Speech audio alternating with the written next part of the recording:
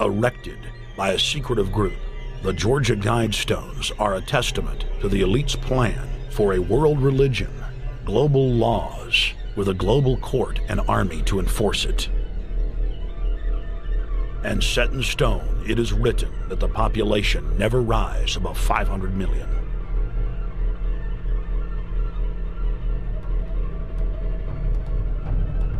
In this film, you will learn how our world is truly governed. You will see how highly secretive roundtable groups interlock to form a global intelligence network. This group has been steering planetary affairs for hundreds of years. Now, in the final stage, they prepare for open world government, a goal tyrants throughout history have lusted after. Dr. Michael Kaufman is a published ecologist specializing in ecosystem research, forest ecology, and ecosystem classification. Dr. Kaufman played a key role in blocking the ratification of the Convention on Biological Diversity in the U.S. Senate. The concept of a new world order has been around for centuries. It's been receiving tremendous play over the last half of the 20th century. George Bush, the first senior president, George Bush, used it a lot in his speeches and really implies that he really wants to see a order in which we have a universal or a global type of governance in which every human being on planet Earth is ultimately responsible to policies that are being formulated at the international level. It is a big idea, a new world order.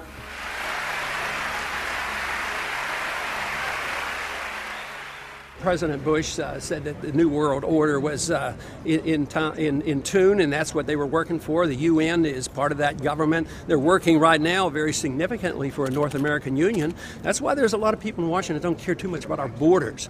They have a philosophical belief that national sovereignty is not important. It's also the reason I have made very strong suggestion that we need not be in the United Nations for our national security. It's really always the same. You go back throughout all of history, the Roman Empire, the Soviet Union, Hitler during the Nazism was always saying that it's going to create the utopia for the average person, when in fact, history always shows that it does exactly the opposite. Conquest and empire is as old as civilization. Babylon, Egypt, and Greece. They all built empires in an attempt to rule the world. The Roman system at its peak dominated the known world. Complex governmental systems were developed to control diverse populations.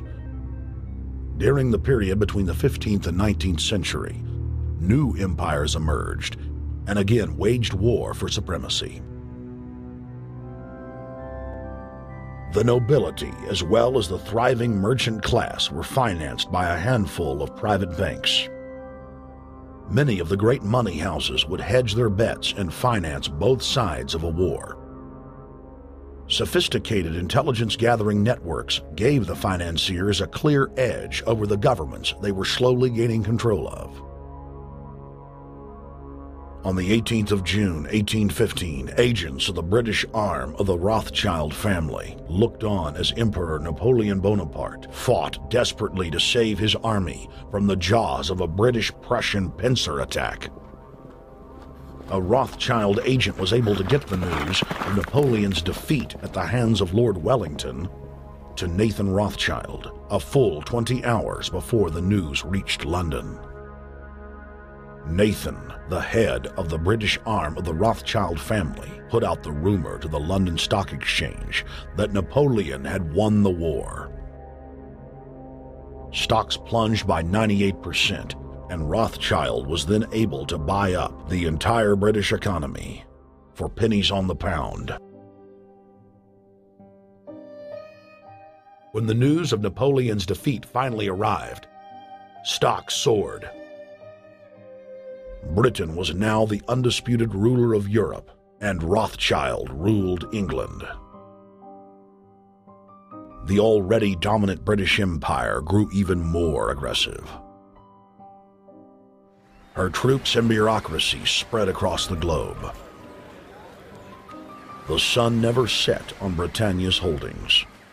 The banking cartel funded, in fact, since about 1800, they have funded both sides of almost every war. And of course, they're getting the interest off of the loans that they've given the various governments and the wars that they have actually helped stimulate and create. By 1900, Germany was a rising force and a leader of the Industrial Revolution. World War I, for instance, there was absolutely no reason to have World War I, except that it was an ideal opportunity for the banking cartel to make a pile of money by funding both sides of that particular war. On June 28, 1914, the heir to the Austrian-Hungarian throne, Archduke Franz Ferdinand, was assassinated while traveling in a motorcade.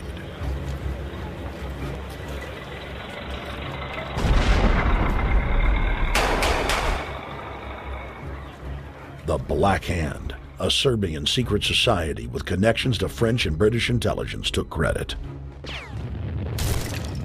World War I had begun.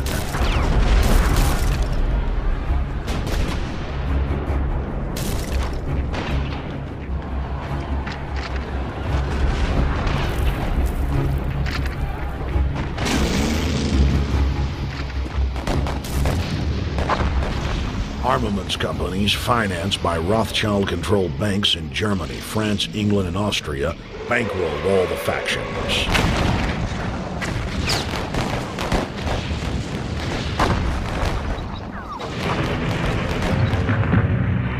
At least 20 million were killed in the war. It was a conflict so terrible the people vowed to never fight again. They dubbed it the war to end all wars. Question is, why did they want war? Well, first of all, is money and power. But secondly, they wanted to create the League of Nations. They had this in their plans all along, and as a consequence, once the war was over or about to be over, they began to formulate this idea of a League of Nations, so this would never ever happen again. Hundreds of years of practice made the British experts at hiding their empire behind puppet governments and councils. In the name of stopping all future conflicts, they proposed that countries would join a League of Nations. Their true intention was for the League to serve as a framework for world government. President Woodrow Wilson, who had spearheaded the establishment of the private Federal Reserve System in the United States in 1913, strongly supported the establishment of the League of Nations.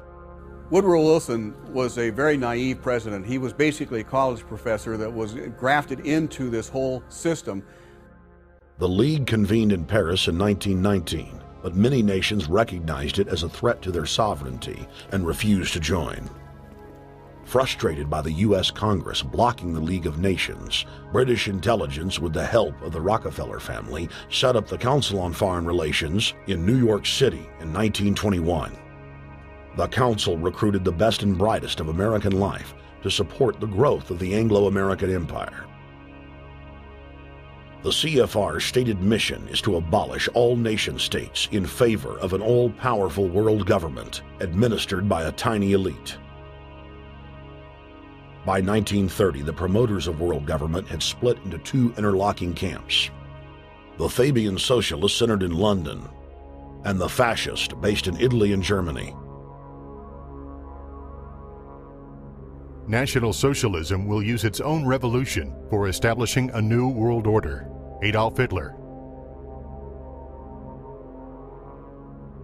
Supporters of the fascists in the United States and England believed that the military should be used to quickly transform the world into a new world order, while the more sophisticated practitioners of globalism stated that incrementalism was the sure path to world domination.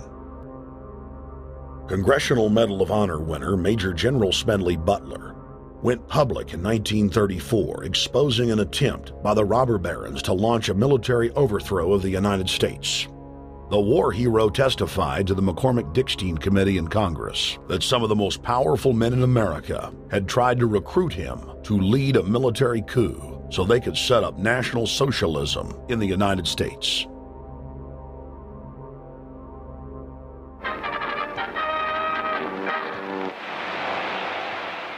I appeared before the Congressional Committee, the highest representation of the American people, under subpoena to tell what I knew of activities which I believe might lead to an attempt to set up a fascist dictatorship.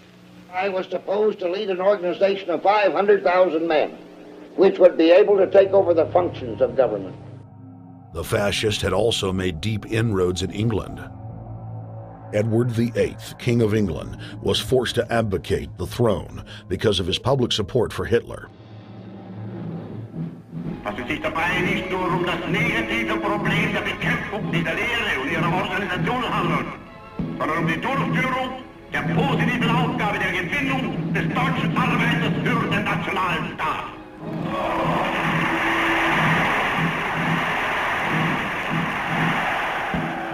Though the German-led fascist camp was strong, the Fabian Socialist bloc was able to maintain control of the U.S., Russia, and England.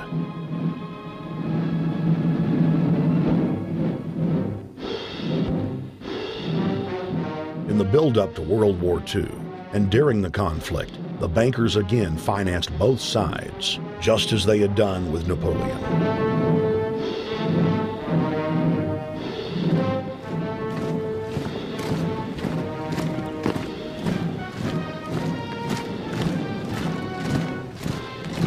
With the rise and fall of the Third Reich, Europe lay in ruins.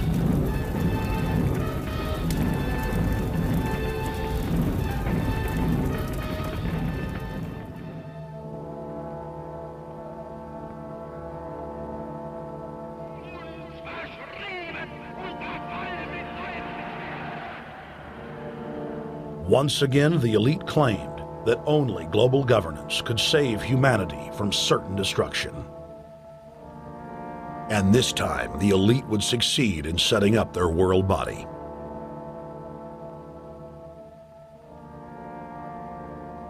In April of 1945, at the Presidio Naval Base in San Francisco, the United Nations was founded by the victors of World War II.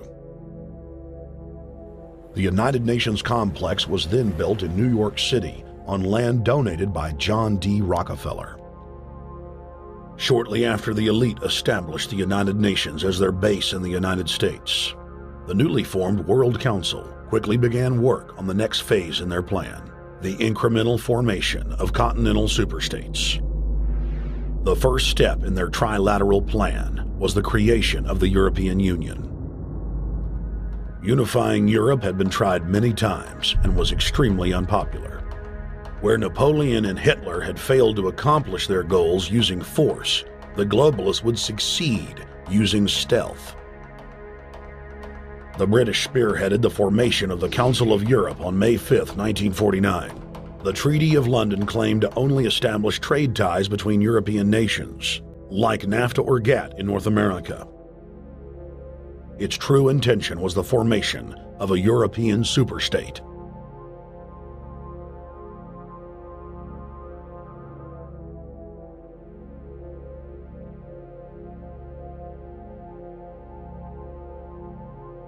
In 1954, the elite of the planet met in secret at the Bilderberg Hotel in Oosterbeek, Holland. The Bilderberg Group would later admit that their mission was the formation of the EU.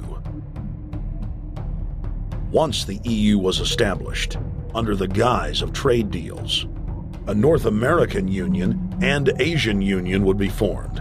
The three interlocking superstates formed the core of the global government, while the United Nations would serve as a world regulatory and enforcement body over the Third World subregions. The Bilderberg Group consists of the heads of all of the managing roundtable groups that steer individual countries. Picture the elite power structure of the world as a giant pyramid, with only the elite of the elite at the tip top of the capstone.